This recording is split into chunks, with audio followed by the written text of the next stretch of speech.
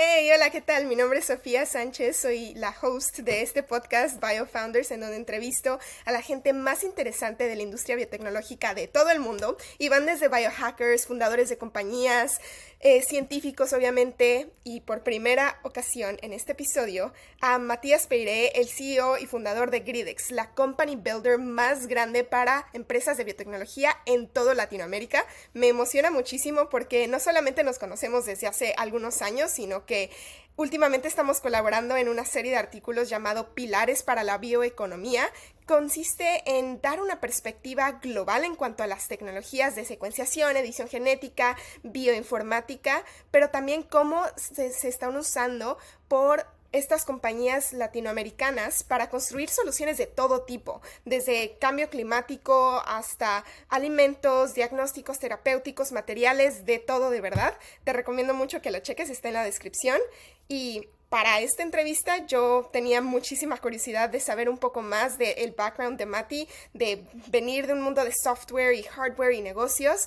¿Cuáles son esas similitudes, pero también diferencias que ve para la biotecnología? ¿Qué son las cosas que más le emocionan de los últimos años y lo que viene para esta industria? Obviamente, cómo colaboran con las startups y con los fundadores, cuáles son los retos que ven, pero también las oportunidades, porque si algo es un aprendizaje con el que me quedé de esta entrevista y también de colaborar con ellos en esta serie de artículos, es que Latinoamérica está construyendo con biotecnología. Sí, hay retos, obviamente, pero hay también, o sea, muchísimas oportunidades. Sobre todo yo lo veo en cuanto a la diversidad que tenemos, no solamente biológica, pero también el talento que hay.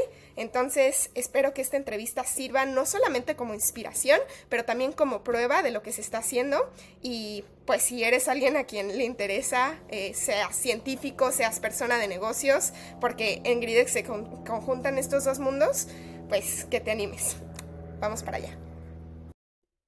Bueno, pues hola Mati, mucho gusto que estés por acá. Ya me emociona mucho conocer más acerca de ti y de la historia de Gridex. Em, Haré una pequeña introducción antes al principio de un poco de tu historia, pero pues como ya me comentabas un poquito antes, me gustaría conocer un poquito más de eh, qué es lo que te emociona más ahorita acerca de lo que está pasando en Gridex y de la biotecnología en general y cómo tal vez esto se comporta. Bueno, gracias Sofi por la invitación. Eh, Muy contento de estar acá. Bueno, está buena la pregunta, como que no, nunca me habían preguntado eso. La verdad que hay muchas cosas que nos emocionan de forma diaria, pero creo que una de las cosas que más nos emocionan y nos movilizan eh, es que estamos participando de una conversación que desde el inicio de esa conversación, digamos, ¿no? Estamos participando de esta nueva revolución biotecnológica que empezó hace muy poco y que empezó con la posibilidad de acceder mucho más fácil a esta conversación, en tanto la digitalización de la biología, en tanto la simplificación de las herramientas de edición genómica y en tanto una evolución en las tecnologías de interfaz entre biología y el mundo digital, que, que hace bueno, que esto esté creciendo de manera exponencial y que nosotros hayamos empezado a estar en esa conversación cuando casi al mismo tiempo que ocurrió en el mundo, y eso es muy emocionante porque uno va viendo cómo se va construyendo esa conversación, cómo va creciendo, cómo se va transformando, cómo se va profundizando, y ya empieza a haber algunos impactos de esa conversación. ¿No? Entiendo. Y un poco hablando sobre, digamos que tú vienes del mundo tech, del mundo de negocios, pero no necesariamente de venture capital y no necesariamente de biotech. eh, Supongo que hay similitudes y diferencias, ¿no? ¿Cuáles son primero las similitudes que has visto o que se empiezan a ver de cómo se hacen startups de biotecnología y startups de tecnología, digamos, software hardware?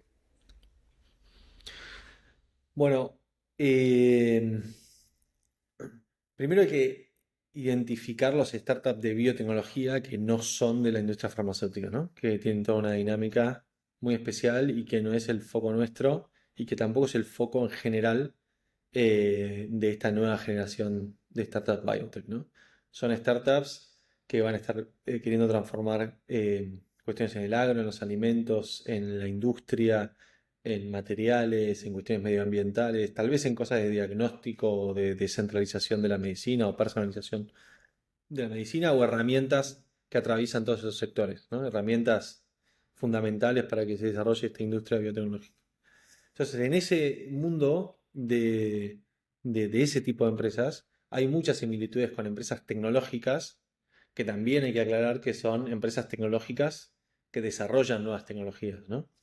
No son empresas de Internet, por ejemplo, que utilizan tecnologías y intentan reproducir modelos de negocios del mundo físico en un entorno digitalizado, ¿no? Ese tipo de empresas son otro tipo de empresas. Pero hay muchas históricas que han desarrollado hardware y software original y son empresas de desarrollo, ¿no? Y hay una de las principales similitudes estructurales y fundamentales es que son empresas que tienen riesgo en sus etapas tempranas, riesgo de delivery tecnológico, y no tanto en una etapa temprana el riesgo del riesgo comercial, ¿no? O el riesgo de adopción de esas tecnologías, ¿no? Entonces, eso es una primera gran similitud, que son empresas que tienen una primera etapa donde realmente se quiere hacer algo muy disruptivo, algo muy innovador. Entonces, toda la incertidumbre está puesto en realmente si ese equipo va a ser el equipo correcto para traer esta nueva innovación al mercado, ¿no? Y en ese Es proceso, un riesgo más técnico que de mercado, ¿no? O sea, pues el mercado requiere esa solución, pero no sabes si la vas a poder traer, ¿no? Con esta tecnología, ¿es un poco a lo que te refieres? exacto, digamos, ¿no? Como que hay o se intenta buscar una claridad de la necesidad del mercado, ¿m? Y con esa claridad de la necesidad del mercado se intenta desarrollar esa solución, ¿no? Esa solución tecnológica para poder solucionar ese problema identificado, ¿no? Entonces eso hace que esas primeras etapas, el foco más profundo de este tipo de organizaciones, esté puesto en cómo avanza en su proceso de investigación y desarrollo, su proceso de traer esa tecnología al mundo, digamos, ¿no? Y, y en ese proceso nunca está tan clara esa definición, ese problema del mercado, como que hay buenos indicios, entonces vale la pena asumir riesgo tecnológico para llevarlo, pero después hay que hacer una sintonía fina para encontrar realmente el ángulo correcto de cómo se soluciona finalmente ese problema, ya no, ya excediendo la solución tecnológica y pensando en un montón de cuestiones de modelos de negocios y de cuestiones operativas y de posibilidades de escala para solucionar ese problema. Entonces ahí hay algo muy similar en las empresas que es una tensión entre la dinámica de la demanda del área más comercial de esas empresas y la demanda o las intenciones del área más científica o de investigación y desarrollo, ¿no? En donde el científico logra hacer algo, ¿no?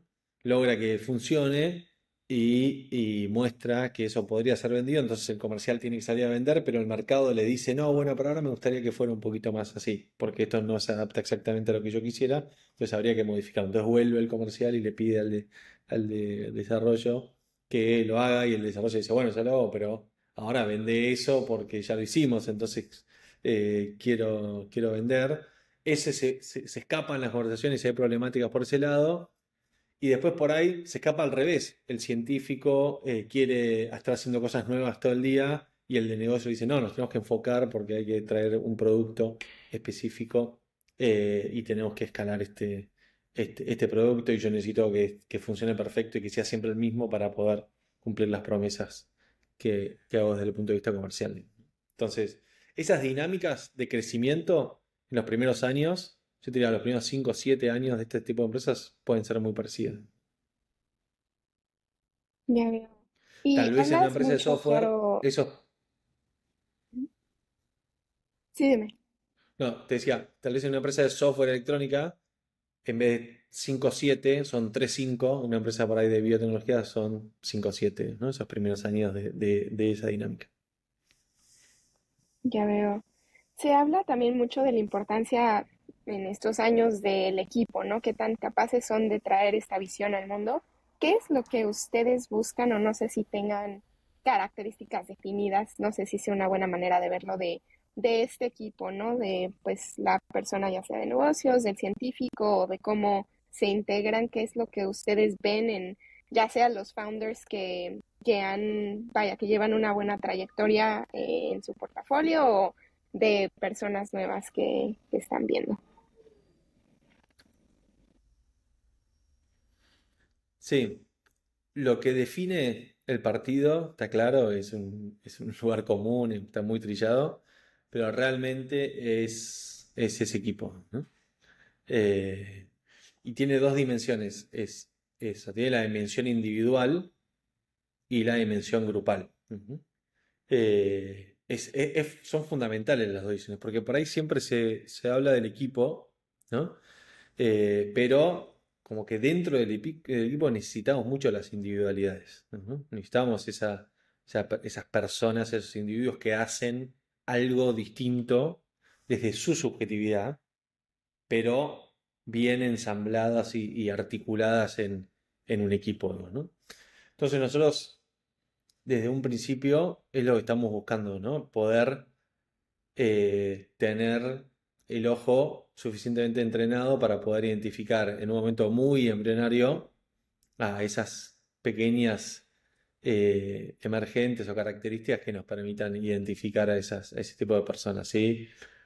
Y por ejemplo, cuando buscamos, pues nosotros tenemos dos búsquedas en paralelo, ¿no? Por un lado buscamos los proyectos científicos por toda la región y ahí estamos mirando buena ciencia, estamos mirando aplicabilidad de esa ciencia y sobre todo estamos mirando la intención del científico de pensarse a sí mismo en este nuevo proyecto de vida llamado empresa, digamos, ¿no? Eh, y, y lo más importante es eso, ¿no? Como que si tenemos que hacer una ponderación de esas tres dimensiones, siempre lo más importante, lo que más nos atrae siempre es cuando encontramos a esa persona que vemos que tiene mayor claridad del camino hacia el que quiere ir. Y después, por el otro lado, buscamos perfiles de negocios en donde tengan una vocación o un entendimiento de la industria venture capital, ¿no? Porque no es lo mismo emprender creciendo orgánicamente o pensando construir una empresa más, una pyme, una pequeña o mediana empresa, que ir a la industria de venture capital. Entonces necesitamos emprendedores que les atraiga ese proceso. Necesitamos emprendedores que les guste el mundo tecnológico, porque no nos sirve ese perfil de negocio que dice, no, yo no entiendo nada de ciencia, que se ocupen los científicos y yo voy a vender. No, necesitamos que se quiera meter en el barro, que quiera entender, que quiera leerse un libro de genética o de biología molecular para principiantes, pero que les permita poder meterse. Y lo tercero es que al final del día de vuelta, y lo más importante es quién es esa persona, ¿no? ¿Qué ambición tiene? ¿Qué cualidades blandas tiene? ¿Cómo lo vemos? Y qué tan relacionado con el impacto está esa persona.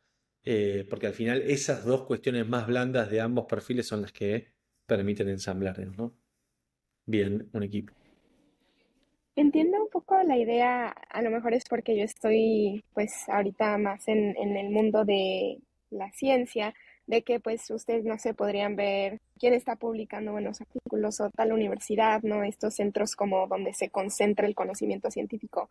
Pero en el caso de los negocios, ¿cómo encuentran a a estas personas que ya hayan tenido, no sé, experiencia en alguna otra empresa grande o vienen más como de empezar otro tipo de compañías, de incluso de consultoría, no sé, de dónde salen estos nuevos emprendedores?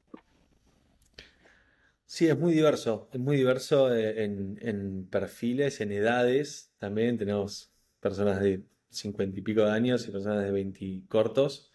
Eh, y cada vez es más amplio. Para que te des una idea, en la última convocatoria que hicimos para buscar estos perfiles de negocios, aplicaron 300 perfiles, terminamos seleccionando 20 de esos 300 perfiles, eh, y van llegando de diferentes lugares. O sea, nosotros hacemos recorridos por escuelas de negocios, en el mundo emprendedor estamos muy presentes, haciendo actividades todo el tiempo.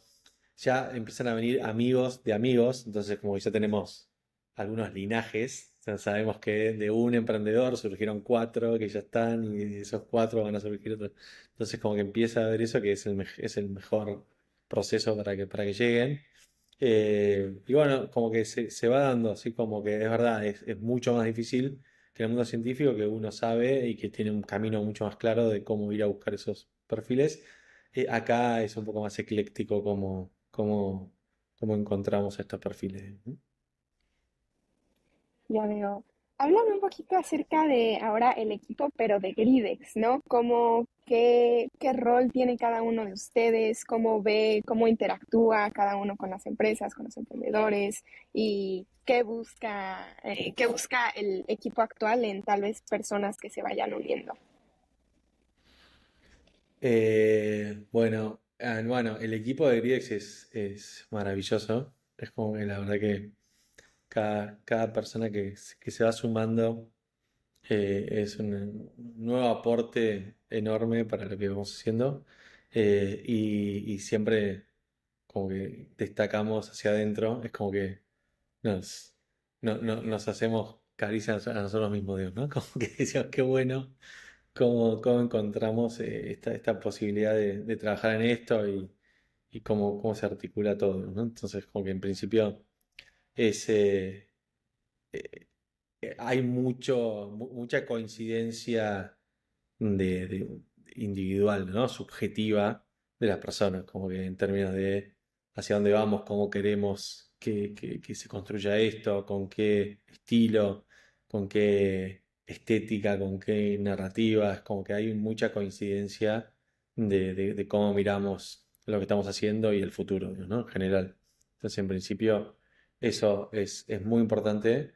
Es como que es muy sensible el trabajo que hacemos de cómo, interpelar a estos científicos y a los perfiles de negocios y hacerlos trabajar y estar muy alineados en esa visión es muy importante, ¿no?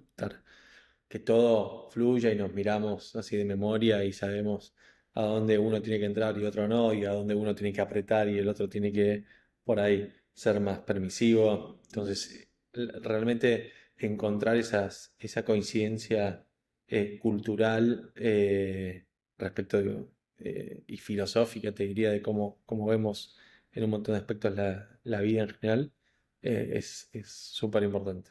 Y es muy satisfactorio también, ¿no? Porque es muy lindo trabajar día a día, sí, con gente que uno se siente tan cómodo.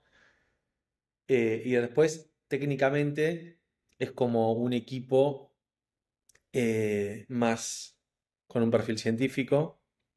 Tenemos tres científicos en el equipo, y otra parte que somos más la parte de negocios, pero es como que los límites empiezan a no estar tan claros, digamos, ¿no? Como que es verdad que la parte de negocios es la que hace esa primera exploración del sistema científico y es la que tiene la primera interacción con los científicos, y la parte de negocios, por ahí hacemos esa búsqueda más de negocios o por ahí estamos más en el acompañamiento posterior de los proyectos en la parte de negocios, pero la realidad es que se van, entrecruzando esos mundos y cualquiera del mundo científico hoy entiende un montón de cuáles son las posibilidades de negocios y la mayoría de los negocios podemos entender, rápidamente, posibilidades y riesgos en los proyectos científicos también, digamos, ¿no?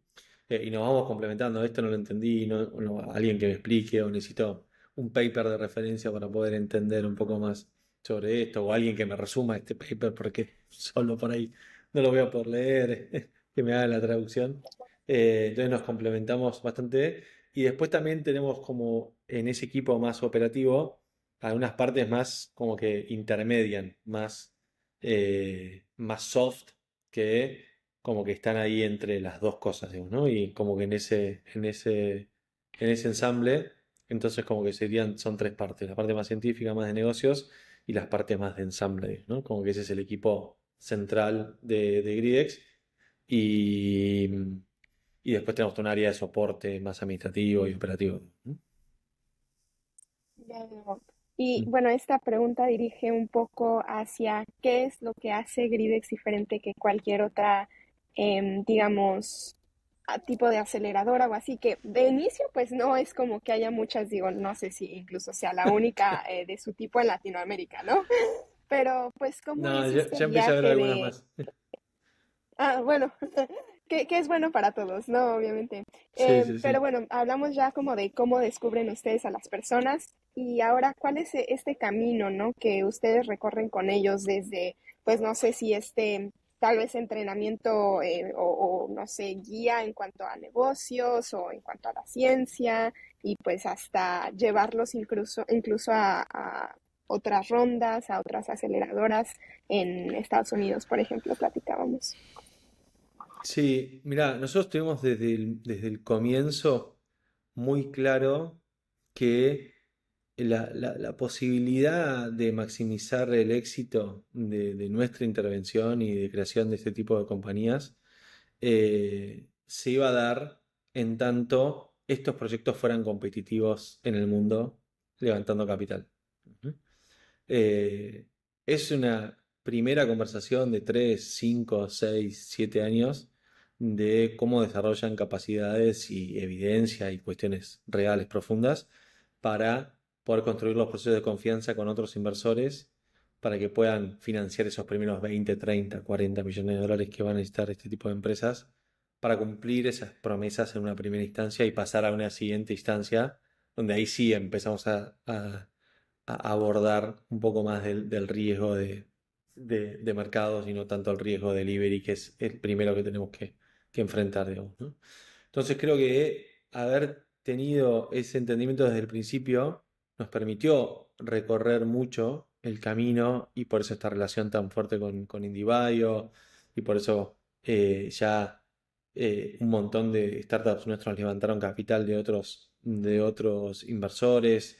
eh, Hemos tenido muchas validaciones de ese tipo y creemos que eso tiene que ver con ese entendimiento inicial que teníamos que trabajar eh, en el diseño de estos proyectos con ese norte. Ujú. O sea, hay que armar, y por eso se nos cayó encima la necesidad de que tenía que haber un fundador de negocios y un fundador científico.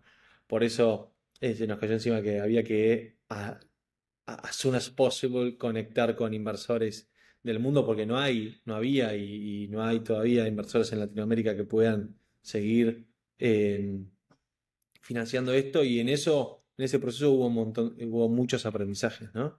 De cómo se diseñan esos startups, muy, muy sensibles y muy finos, digamos, ¿no? Como que no es que hay una diferencia, bueno, ¿qué hacemos nosotros exactamente diferente al resto? Bueno, te diría que tal vez entendemos muy bien ese proceso y cada vez lo entendemos más y es todo un proceso de aprendizaje y podemos construir o ayudar a construir a esos emprendedores, esas startups, para que puedan jugar en esos terrenos, digamos, ¿no? Creo que tal vez entender ese camino de funding inicial y qué es lo que va, qué es lo que no va, qué es lo que es atractivo, qué es lo que no es atractivo, y cómo ayudamos a esos equipos a formularse desde inicio hacia ahí, en la conformación del equipo, en las propuestas de valor, en sus estrategias de fundraising. Creo que es un elemento diferencial, digamos, ¿no? Cuando se habla de que ustedes invierten en empresas de etapa temprana o pues que apenas se están formando y ayudan a formar de hecho estas empresas desde proyectos, ¿qué tan inicial es esto, no? ¿Es un científico que ya lleva, no sé, 10, 20 años de investigación o qué tan, sí, o que ya tiene, pues no sé, un tiempo desarrollándolo más como un prototipo comercializable? ¿Cómo luce esto? Sí, nuestro interés principal está en las capacidades de ese científico y que las capacidades de ese científico estén en un área de expertise que nosotros veamos que tiene interés en el mercado. Ese es nuestro principal interés, o sea, identificar a las personas. Y sobre todo, como decía antes, a las personas que tengan un proyecto de vida de construir su carrera científica en el marco de una empresa, ¿no? Que es muy distinto de construir una carrera científica en la academia. Son dos carreras científicas, pero una es en el marco de una empresa, otro y como una fundadora de una empresa y otra en la academia. Pero en ambas se puede hacer ciencia de calidad y de frontera.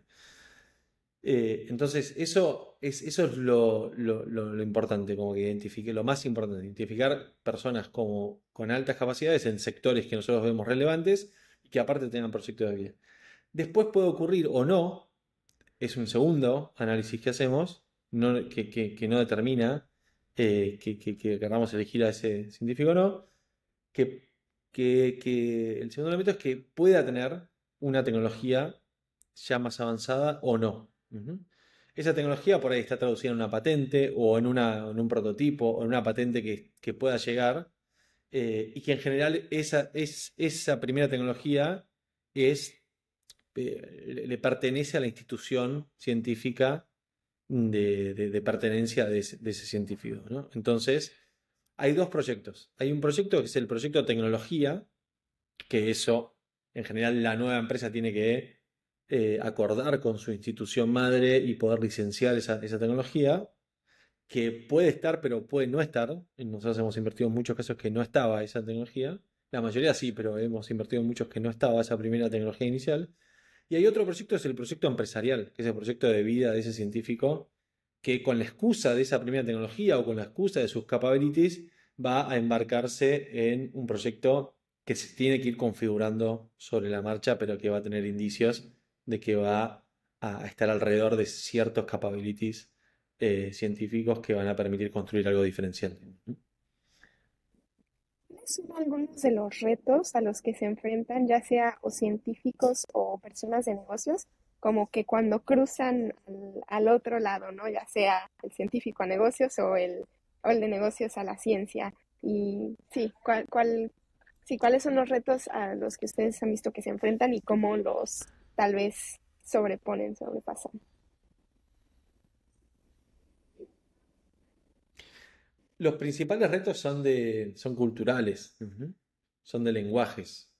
O sea, es como que el lenguaje, la dinámica, la cultura de los negocios es muy distinta al lenguaje, la dinámica y la cultura de la ciencia, ¿no? Cómo se maneja, cómo se desarrolla, cómo son ciertos códigos, etcétera. Entonces, ese encuentro de civilizaciones distintas, casi te diría, es el mayor reto, ¿no? Cómo se puede encontrar, eh, cómo se pueden encontrar esos dos mundos para que a partir de ese encuentro, como que no explote todo, sino que al revés, se encuentren los ángulos correctos de entrelazamiento para potenciar, digamos, ¿no?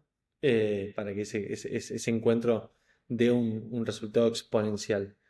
Y ahí nosotros entendemos que tiene que tener un abordaje ese encuentro amable, tiene que entender la complejidad, porque digamos, la complejidad nosotros creemos es el framework de, de los próximos 20 años de la humanidad o del siglo XXI tal vez, de que tenemos que entender y poder convivir con esa complejidad, pero también tiene un abordaje pragmático, o sea, al final del día ese encuentro tiene que producir cosas, tiene que generar resultados, porque estamos en un mundo de negocios que así te lo demanda. Entonces, amable, complejo y pragmático es como que son como ciertos abordajes para poder amortiguar esos encuentros de cultura que son súper diversos, pero que tienen un elemento, uno que hace que se permita entrelazar muy bien eso, que es que ambos perfiles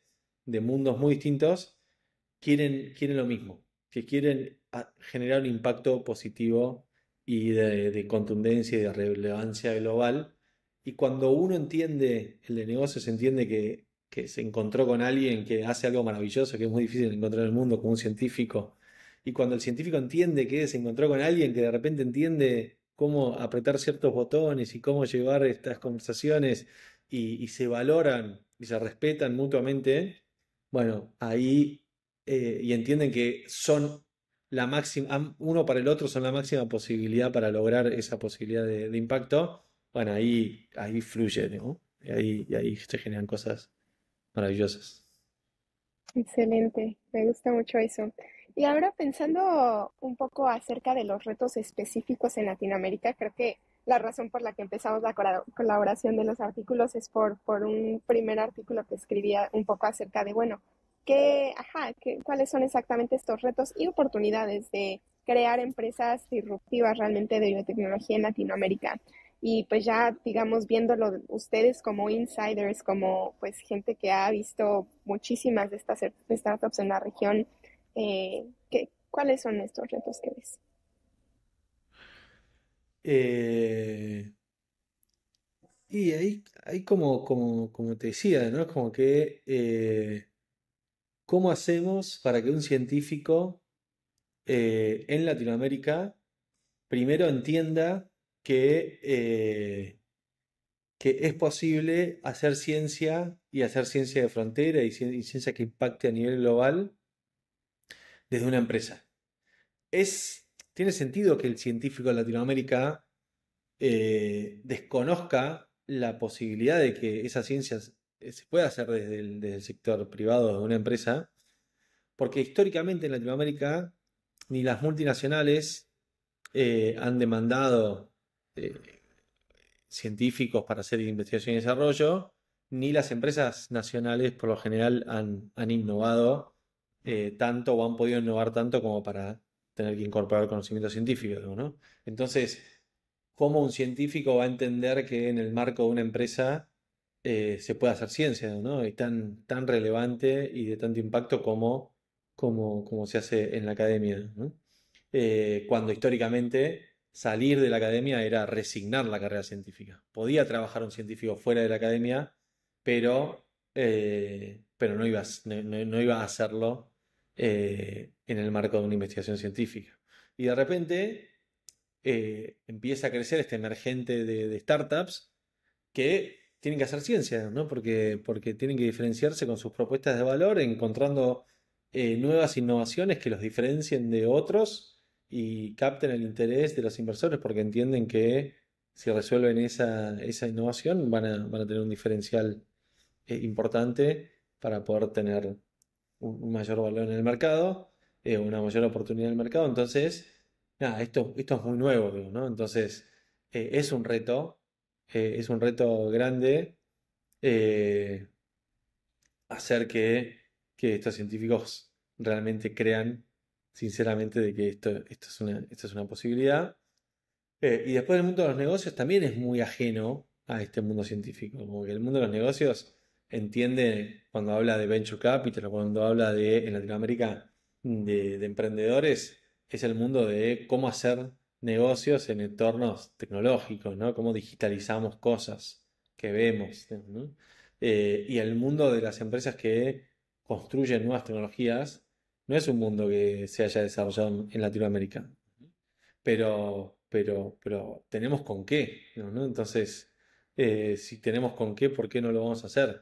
Lo más complejo de tener en un ecosistema que quiere crear este tipo de empresas es el talento. Y en Latinoamérica hay más de 200.000 investigadores de ciencia de la vida y casi no hay empresas saliendo de ese ecosistema. O sea, en términos comparativos por población, por PBI, per cápita, por PBI, lo que quieras, con países centrales no, estamos lejísimos de estar en un número relevante de cantidad de empresas y no tiene sentido porque el talento está. Entonces, como que es un reto también eh, convencer a esos inversores o esos perfiles de negocios que realmente hay algo muy potente porque no lo han visto, ¿no? Como que emprender o venture capital tiene que ver con otra cosa distinta que no tiene que ver con la ciencia.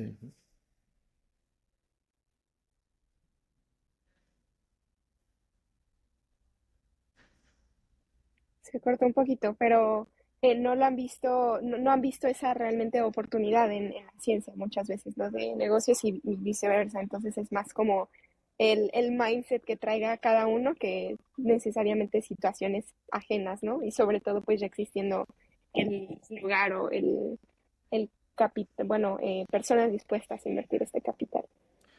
Sí, sí, les cuesta ver al mundo de los negocios eh, que hay una real oportunidad porque todavía no ocurrió en Latinoamérica, estamos muy temprano, digo, ¿no? Como que todavía es más claro que tiene sentido invertir en Venture Capital, en FinTech o un software as a service y también tiene más claridad para un emprendedor de perfil de negocios emprender en esos sectores porque, nada, está más claro en los recorridos, las trayectorias. Entonces eso todavía es un reto que evolucione más este nicho de empresas para decir, no, miren, acá hay valor, de verdad, digamos, ¿no? Definitivamente. Y ahora un poquito más hacia ti como pues el director, digamos, de Gridex o pues alguien que encabeza toda esta organización. ¿Qué es algo que haces como para mantenerte al tanto, digamos, en el mundo del emprendimiento biotecnológico? Digo, obviamente estás viendo y trabajando todo esto, ¿no? Realmente tú estás o sea, es parte de esta creación del ecosistema, pero ¿cómo vayas y cómo te mantienes al tanto de la biotecnología o de la innovación en general? No, creo que nuestros emprendedores son la máxima fuente de aprendizaje y de información, ¿no? Ellos están en el frente de batalla, ellos saben lo que se está haciendo, lo que no se está haciendo, lo que podría hacerse, lo que es real, lo que no, cómo van a ir creciendo esas curvas de adopciones de tecnologías o qué cosas nuevas hay para poder traer al mercado como soluciones. Realmente es un aprendizaje de los emprendedores, digo, ¿no? De estar en esa conversación de forma cotidiana con ellos es mi principal fuente de aprendizaje y de forma de estar al tanto de por dónde viene la cosa, digo, ¿no? Porque como hablábamos, esto surgió en un momento en Latinoamérica, y creo que surge en un momento donde estaba empezando a surgir esto en el mundo también. Entonces, como que todo el portfolio de Gridex viene creciendo al ritmo de lo que viene creciendo el mundo en general, digamos, ¿no? Como que no hay muchas cosas mucho más avanzadas de lo que están haciendo startups del portfolio de Gridex. Cada una en su nicho está en conversaciones muy particulares de lo máximo en avance tecnológico en esos segmentos, digamos, ¿no? Entonces, puede haber más escalas, puede haber algunas cosas que todavía nosotros no tenemos en nuestro portfolio, pero en las conversaciones en las que están estas startups están en la vanguardia, ¿no? Están en el límite de la frontera y son ellos también protagonistas de expandir esa frontera. Entonces, eh, realmente eso hace que estemos en esa conversación muy, muy próxima a las últimas innovaciones porque, nada, ellos son parte de esas últimas innovaciones, ¿no? Excelente, eso es bastante emocionante, diría. Pues bueno, Sí. finalmente no sé si tengas algún consejo o palabras finales para emprendedores o emprendedores potenciales, llamémoslo, ya sea para el científico, la persona de negocio o pues alguien que esté en ambas partes. Sí, primero a ambos eh, desde Latinoamérica, ¿no? Desde Latinoamérica, que es posible, que ya hay un montón de evidencia de que bien formulados estos proyectos son competitivos en el mundo, entonces anímense porque se puede, porque uno puede ser competitivo desde Latinoamérica al mundo. Y lo segundo es que hay que animarse a explorar territorios ajenos, ¿no? O sea, el científico tiene que poder levantar su cabeza y poder ir hacia el mundo de negocios. Los de negocios tienen que poder animarse y explorar estos territorios del conocimiento científico. Y en esa interacción hay mucho para que ambos se aporten mutuamente y que salga algo de mucha más potencia. Excelente. Bueno, muchísimas gracias por tu tiempo, Matías. De verdad, ha sido bastante enriquecimiento hablar un poco más contigo y tener esta perspectiva, ¿no? Que es tan valiosa de nuevo, de que han ustedes empezado, ya llevan tiempo, han visto tantas startups y que tengan no solamente el deseo, sino que la, la prueba, ¿no? De que es posible hacer empresas disruptivas de biotecnología en Latinoamérica.